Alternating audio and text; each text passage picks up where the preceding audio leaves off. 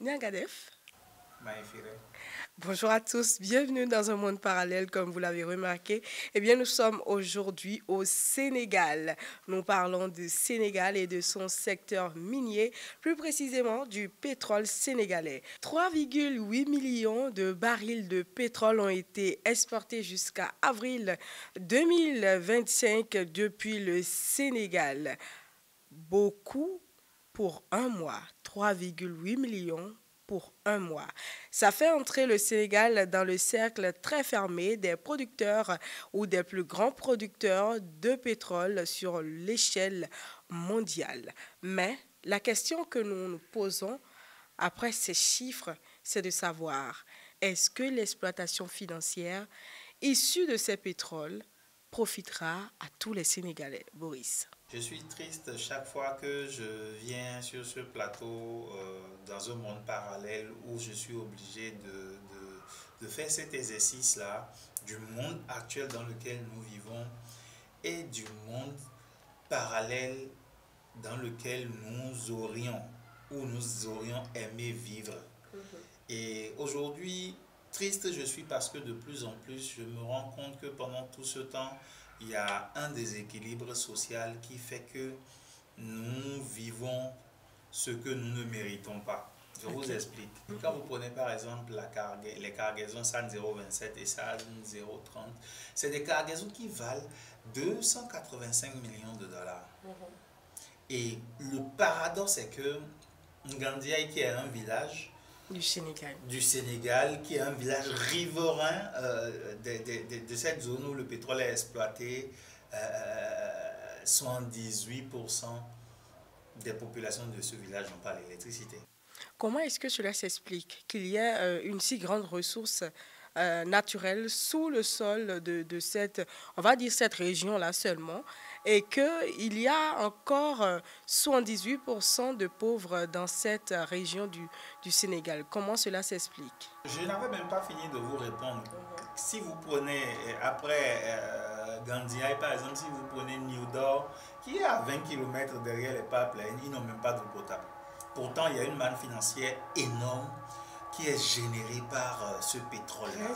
Mais comment comprendre que nous sommes sur une terre qui nous appartient à nous tous de droit divin et que les ressources sont, je dirais, exploitées. Je ne vais pas exploiter ou du moins utiliser le mot spolier, mais les ressources sont exploitées de sorte à ce que les populations qui vivent même sur cette terre n'ont pas d'eau potable et n'ont pas d'électricité. Pourtant, le pétrole qui jaillit de leur sous-sol vaut des millions de dollars et qui est exploité.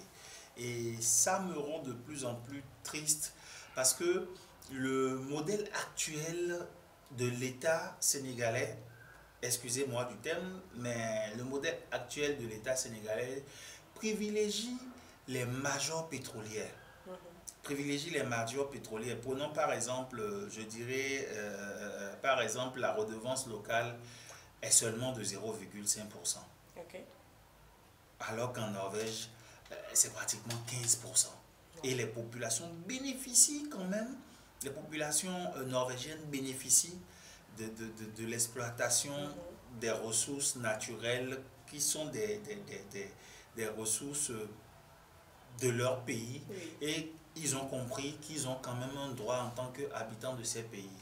Et paradoxe pour paradoxe, l'article 25 de la Constitution sénégalaise stipule que les biens, ressources du sous-sol qui sont, je dirais, prioritairement appartiennent aux Sénégalais.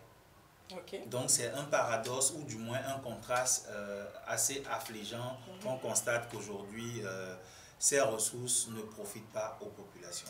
Alors, et dans ce cas, on remarque que il y a les ressources, il y a son exploitation, mais que ça ne profite pas à tout le monde, que ça ne profite pas vraiment aux populations qui vivent sur ce sol-là, sous lequel se trouve cette mine pétrolière. Dans un monde parallèle, comment est-ce que on vivrait à Sangomar où le pétrole sénégalais est tiré? Merci Dorcas. La question est pertinente. Celle-là de savoir à quoi ressemblerait Sangoma dans un monde parallèle est juste. Je dirais que nous allons dans un monde imaginaire où le Sénégal applique la démocratie économique. 50% des revenus dans l'Office de crédit national, comme l'enseigne la démocratie économique. 30% des infrastructures locales afin d'avoir des hôpitaux mieux équipés et à proximité, des écoles dans toutes les régions et de l'eau potable pour tous. La chose est possible. 20% de ce que génère, je suis parti en pourcentage pour que vous compreniez en réalité qu'on pouvait appliquer le modèle de la démocratie économique assez facilement avec ces chiffres que génèrent les ressources minières, le pétrole et autres du Sénégal. 20% en dividendes citoyennes pour permettre à chaque Sénégalais d'avoir un plus grand pouvoir d'achat. Ce sera le revenu supplémentaire donné à chaque citoyen grâce à l'exploitation de cette ressource minière. Et le dividende social sera issu de ces ressources parce qu'elles représentent le bien de tous les Sénégalais, un capital réel et communautaire. Mais comment tout ça serait-il réalisable concrètement? Parce que c'est beaucoup de chiffres, beaucoup d'estimations, mais concrètement, comment est-ce qu'on pourrait y arriver? Je dirais que 3 pistes urgent pour atteindre ces objectifs. Déjà, il faudrait qu'on ait une loi sur la transparence des comptes des contrats pétroliers. Ce ne sera plus l'apanage d'un élite ou d'un groupe qui viennent nous imposer, ou du moins qui viennent exploiter les ressources du Sénégal dans un flou total entre, je dirais, élites. Il faudrait que tout soit transparent, que les contrats soient connus des populations à partir du moment où c'est notre bien commun. Pourquoi nous cachiez-vous les clauses, les thèmes de vos contrats? On peut aller à la radio, partager avec les populations les thèmes de ces contrats-là, les clauses, afin que tout le monde soit au même niveau d'information. Si tant est que la démocratie économique ou la démocratie, je dirais de manière singulière, devrait être appliquée. On a besoin des informations transparentes. Et hormis ça, on doit quand même aussi penser à un comité citoyen, de surveillance des revenus. Et chaque citoyen aura un regard sur les transactions liées à toute cette ressource minière-là. Cela fera que tout le monde est impliqué et tout le monde a forcément à son mot à dire. Et au cas où il y aurait de petits bémols, on pourrait déjà très tôt les identifier, les traiter dans une transparence certaine. Et ça pourrait quand même rassurer beaucoup plus les populations et même, je dirais, les investisseurs et tout. Et troisième point, nous allons parler des allocations. Nous allons parler des allocations directes qui reviendraient aux populations afin de les permettre de bien vivre et de mieux vivre. C'est-à-dire, ils partagent le bénéfice qui émane de l'exploitation des ressources minières. Ce n'est pas seulement forcément que le pétrole qui est concerné. Il y a le gaz, il y a l'or, tout type de ressources naturelles. Tout type de ressources naturelles. Il y a même le poisson.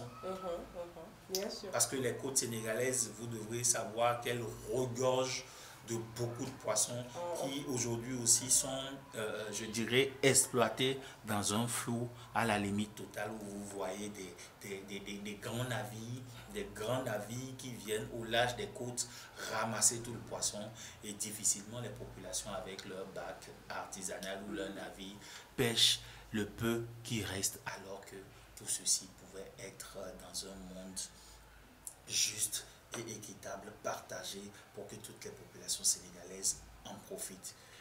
Et ce modèle aussi, je dirais, est possible d'être implanté dans tous les pays africains. Parce que l'objectif ici, c'est de bien vivre chez soi. C'est de mieux vivre chez soi et c'est d'avoir du plaisir à vivre chez soi et éviter aujourd'hui ce fléau des autres ou du moins les jeunes, tous les jeunes aujourd'hui rêvent d'aller vivre un Eldorado ailleurs qui n'existe plus véritablement, parce que vous devrez constater qu'aujourd'hui, les destinations qui sont prisées par la jeunesse africaine, les habitants de ces pays-là aujourd'hui affluent vers l'Afrique pour venir profiter des richesses encore de l'Afrique. Donc ne nous laissons pas rentrer dans ce engrenage où hier c'était nous qui courions pour aller vers eux et qu'aujourd'hui maintenant eux ils viennent vers nous et que nous ayons encore envie toujours d'aller là-bas alors que le bonheur est sur place, le bonheur est en Afrique. Il va juste falloir que nous implémentons la démocratie économique dans le concert des nations qui constituent l'Afrique afin que l'Africain puisse vivre heureux dans un monde équitable et juste chez lui. Merci Boris. C'est moi. L'Africain peut vivre dans un monde équitable et juste. Le bonheur est ici. Eh bien, vous l'avez bien compris, c'est la solution que nous vous proposons. À l'Institut Louis Even, la démocratie économique devient de plus en plus incontournable pour un mieux vivre en Afrique.